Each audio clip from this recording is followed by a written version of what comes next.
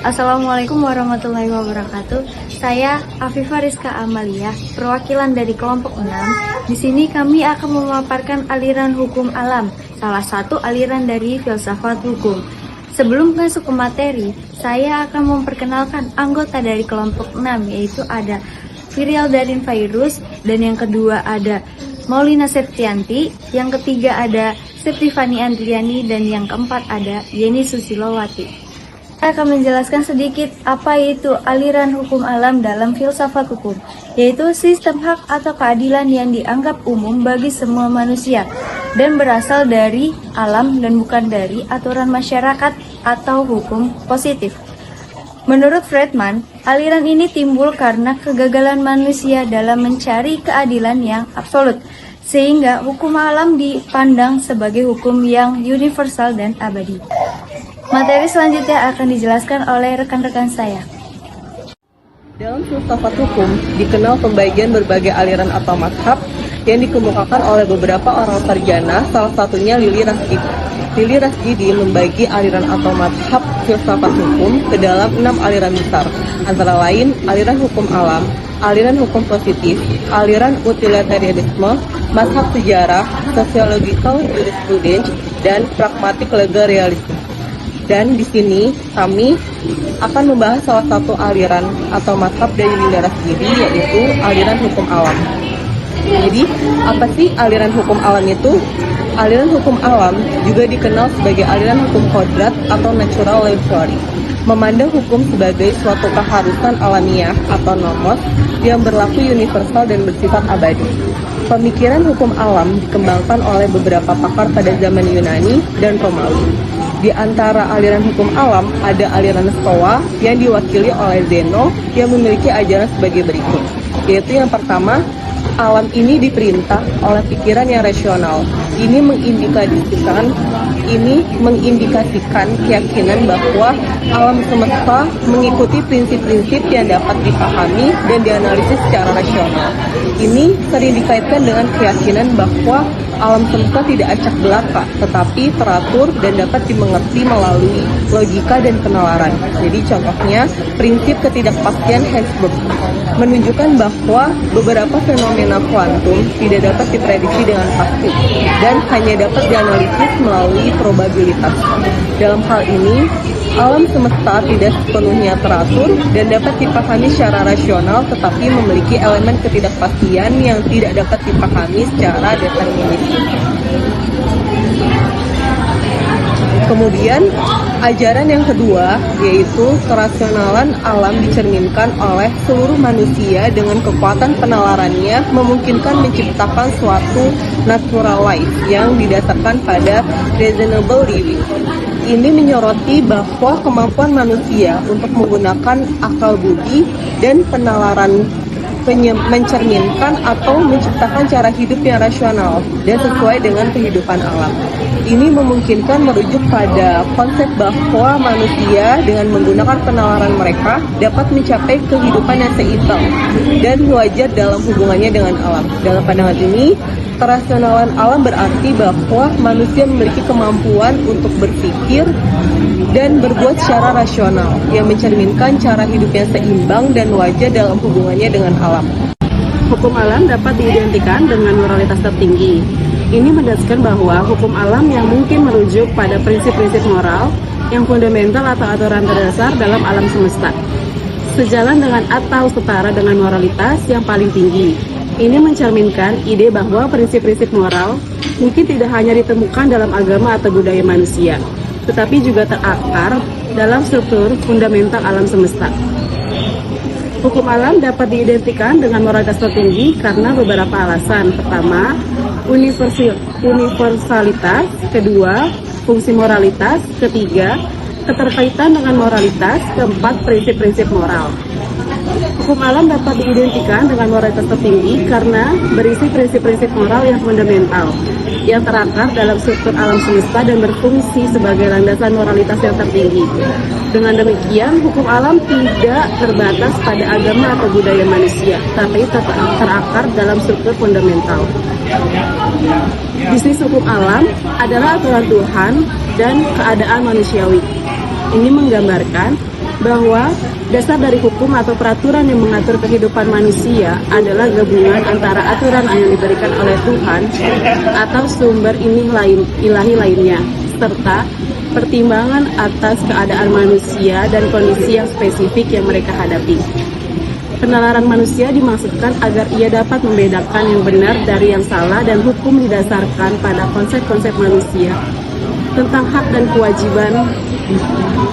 Pernyataan terakhir ini menekankan bahwa peran penalaran manusia adalah untuk membedakan antara tindakan atau prinsip yang benar dan yang salah.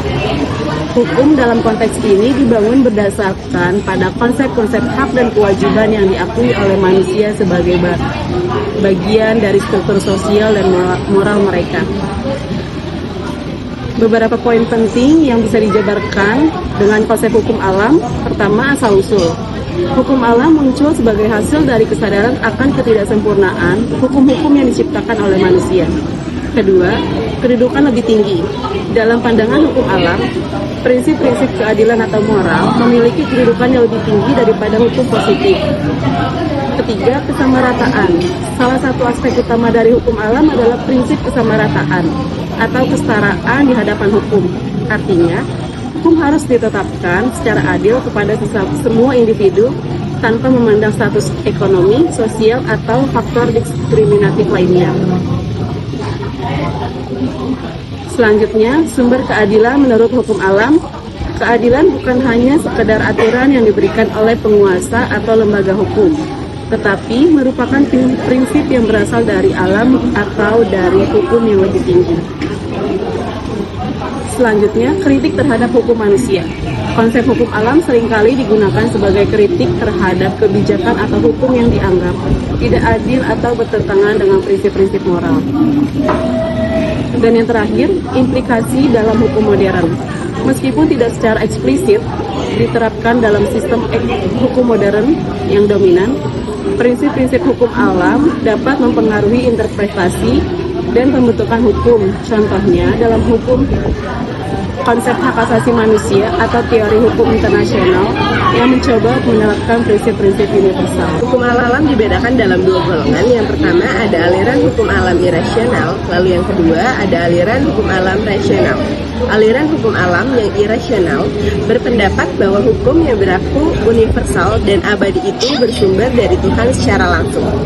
Pendukung aliran hukum alam irasional antara lain yang pertama ada Thomas Aquinas yang menyatakan ada 4 macam hukum, yaitu yang pertama ada lex acterna, lalu yang kedua ada lex divina, lalu yang ketiga ada lex naturalis, lalu yang keempat ada lex positivis. Lalu ada yang kedua, John Salisbury, menurutnya jika kalau masing-masing pendukung bekerja untuk kepentingan sendiri, kepentingan masyarakat akan terpenuhi dengan sebaik-baiknya. Lalu yang ketiga ada Dante Alighieri, menurutnya badan tertinggi yang memperoleh legitimasi dari Tuhan sebagai monarki dunia ini adalah kekaisaran Romawi. Lalu yang keempat ada Pierre Dobius, ia menyatakan bahwa penguasa dapat langsung menerima kekuasaan dari Tuhan tanpa perlu melewati pimpinan gereja. Lalu yang kelima ada Marsilius Padua dan William Osam. Padua berpendapat bahwa negara berada di atas kekuasaan paus, kedaulatan tertinggi ada di tangan rakyat. Dan Osam berpendapat rasio manusia tidak dapat memastikan suatu kebenaran. Lalu yang keenam ada dari John Wycliffe dan Johannes Huss. Wycliffe berpendapat ketuhanan tidak perlu melalui perantara, sehingga baik para rohaniawan maupun orang awam sama derajatnya di mata Tuhan. Dan Huss mengatakan bahwa gereja tidak perlu memiliki hak milik. Aliran hukum alam yang rasional berpendapat bahwa sumber dari hukum yang universal dan abadi itu adalah rasio manusia. Hukum alam tersebut muncul dari pikiran manusia sendiri tentang apa yang baik dan yang buruk. yang penilaiannya diserahkan kepada kesusilaan atau moral alam. Selanjutnya ada ciri-ciri hukum alam. Menentukan bahwa hukum alam memiliki sesuatu yang ada terlebih dahulu dan bersifat a priori, yaitu rasionalitas tertinggi atau justifikasi moral untuk ada dan dibutuhkannya hukum positif. Ini menekankan bahwa hukum, baik hukum alam maupun hukum positif, hukum yang ditetapkan oleh pemerintah memiliki dasar yang eksis sebelumnya, a priori, dalam rasionalitas tertinggi atau dalam justifikasi moral. Yang pertama, ada hukum alam merupakan kriteria tertinggi untuk menentukan kebenaran atau validitas hukum positif. Ini menyatakan bahwa hukum alam berfungsi sebagai standar atau kriteria tertinggi untuk menilai kebenaran atau validitas hukum positif. Dengan kata lain, hukum positif yang baik harus sesuai atau sejalan dengan prinsip-prinsip hukum alam. Berikut adalah beberapa alasan mengapa hukum alam sangat penting dalam menentukan kebenaran hukum positif tersebut. Yang pertama, hukum alam sebagai standar kebenaran. Lalu yang kedua, rasio dan moralitas. Lalu yang ketiga, keteraturan alam. Dan yang keempat, ada hak dan keadilan. Dengan demikian, hukum akan memiliki peran yang sangat penting dalam menentukan kebenaran validitas, yaitu hukum positif. Hukum positif yang baik harus sesuai dengan prinsip-prinsip hukum alam yang dianggap sebagai hukum yang sah berlaku untuk semua orang dimanapun dan juga kapanpun. Pertama, bersifat universal dan juga kosmopolitan. Hukum alam dianggap memiliki sifat universal, artinya prinsip-prinsipnya berlaku untuk semua orang dan dalam konteks yang lebih luas, melintasi batas-batas negara dan juga budaya. Berikut adalah beberapa alasan mengapa hukum alam bersifat universal. Yang pertama, berlaku untuk semua orang. Kedua, kosmopolitan. Ketiga, rasio dan juga moralitas. Keempat, keteraturan alam. Kelima, hak dan juga kewajiban. Dengan demikian, hukum alam memiliki sifat universal dan juga kosmopolitan, yang berarti prinsip-prinsipnya berlaku untuk semua orang dan dalam konteks yang lebih luas, melintasi batas-batas negara dan juga budaya. Kedua, bersifat otonom, validitasnya bersumber pada nilai sendiri. Hukum alam dianggap otonom, artinya validitasnya tidak tergantung pada kehendak atau keputusan pihak lain, misalnya pemerintah atau lembaga tertentu, tetapi bersumber pada nilai yang melekat pada prinsip-prinsipnya sendiri. Validitas hukum alam bersumber dari nilai-nilai yang melekat pada prinsip-prinsipnya sendiri. Ini berarti hukum alam mengklaim keberadaan prinsip-prinsip moral atau hukum yang dapat dikenali secara independen dari kehendak manusia, yang berlaku berdasarkan atas logika internal dan prinsip-prinsip yang dianggap benar secara universal. Ketiga, hukum alam menjadi kekuasaan tertinggi atau rasional tertinggi dan sekaligus pembatas tertinggi bagi kekuasaan hukum, sosial, dan juga politik. Ini menyatakan bahwa hukum alam memiliki kekuasaan tertinggi atau otoritas moral yang paling tinggi. Sebagai konsekuensinya, hukum alam juga berfungsi sebagai batasan atau pembatas bagi kekuasaan hukum, sosial, dan juga politik manusia. Yang keempat, diperoleh dari berpikir deduktif inferensial dari prinsip-prinsip self-evidence atau preposisi yang dianggap benar secara universal. Hukum alam diperoleh melalui proses berpikir deduktif inferensial, yaitu prinsip-prinsip yang dianggap jelas atau self-evident atau preposisi yang diterima secara universal.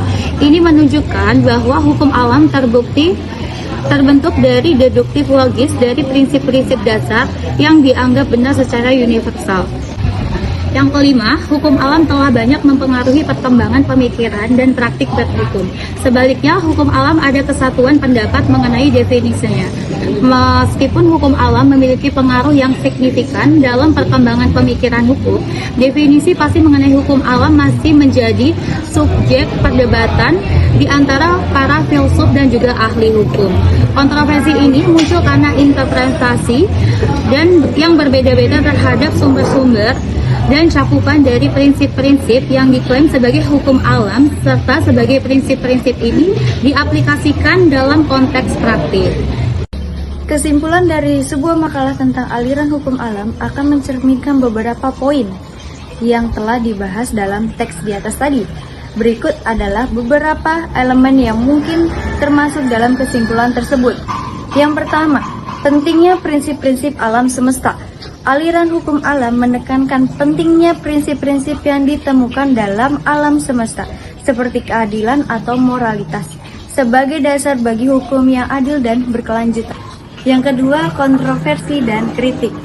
Meskipun konsepnya menarik, aliran hukum alam tidak terlepas dari kritik tentang subjektivitas interpretasi terhadap apa yang merupakan prinsip-prinsip alam semesta yang sebenarnya, serta kesulitan dalam mengimplementasikannya dalam sistem hukum yang kompleks dan beragam.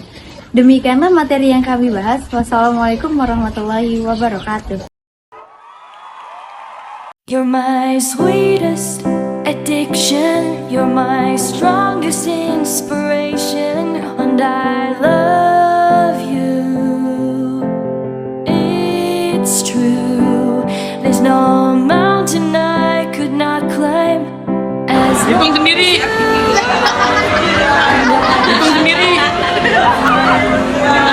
Hitung sendiri.